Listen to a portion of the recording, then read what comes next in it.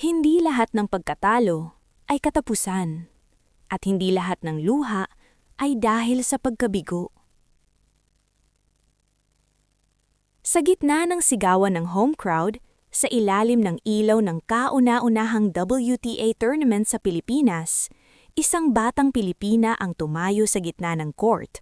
Pagod, pawisan, natalo, pero hindi kailanman yumuko ang loob.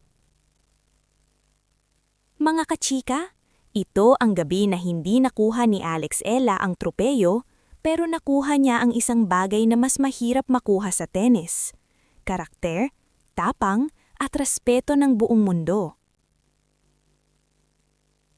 Kung may isang pangalan na sumisimbolo sa kinabukasan ng Philippine tennis, walang iba kundi si Alexandra Alex Ella.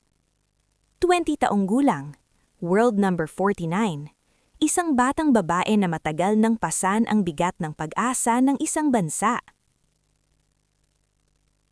At ngayong taon, dumating ang sandaling matagal nang hinihintay ng fans, ang kanyang unang home tournament, ang Philippine Women's Open. Isang pagkakataon, isang pangarap, isang pagkakataong manalo sa harap ng sariling bayan. Pero sa quarterfinals, isang Colombian warrior ang humarang sa kwento, si Camila Osorio. Score? 6-4, 6-4. Diretso, malinis, masakit. Mga ka-fans, ramdam mo ang bigat ng laban mula pa lang sa unang rally. Sa bawat palo ni Alex, may kasamang sigaw ng buong arena. Parang bawat punto may kasamang dasal. Pero kasabay ng lakas ng crowd, nandyan din ang pressure. Pressure na dapat manalo. Home court mo to. Para sa Pilipinas to. At matapos ang laban, hindi nagtago si Alex sa likod ng palusot. Tahimik, diretso, tapat. Sabi niya, "There were certain aspects of my game that just didn't show up today." Isang linya na tumama sa puso ng fans, hindi dahil sa lungkot, kundi dahil sa katapatan. Hindi lahat ng atleta kayang aminin ang ganito, lalo na sa harap ng sariling bayan.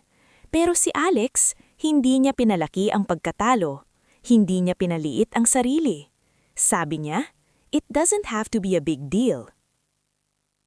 At doon mo makikita ang maturity, isang 20 anyos na atleta na mas iniisip ang pagkatuto kaysa ego. Pinuri pa niya ang kalaban. Camila is very consistent, very smart on court.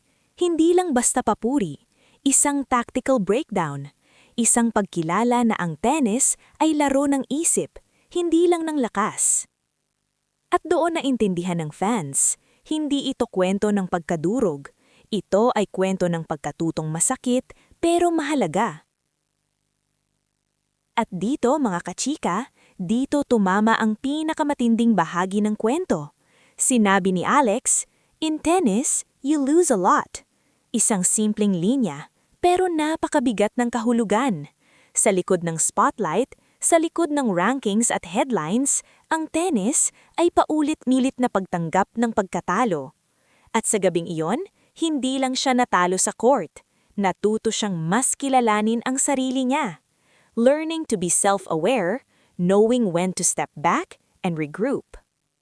Hindi ito pahayag ng isang batang atleta, ito ay pahayag ng hinuhubog na kampiyon.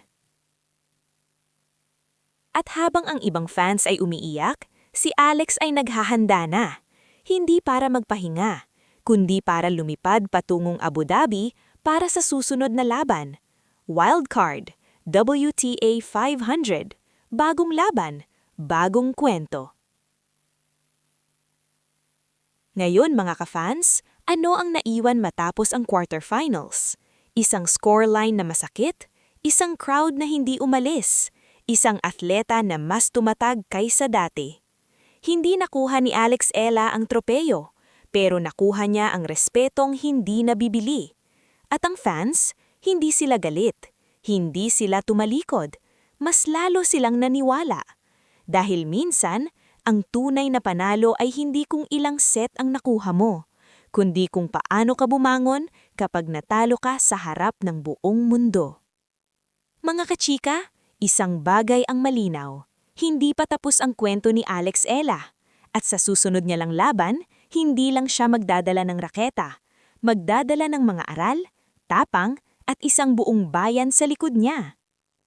At kung nandito ka pa hanggang dulo ng video na ito, alam mo tulad namin, mananatili kang naniniwala.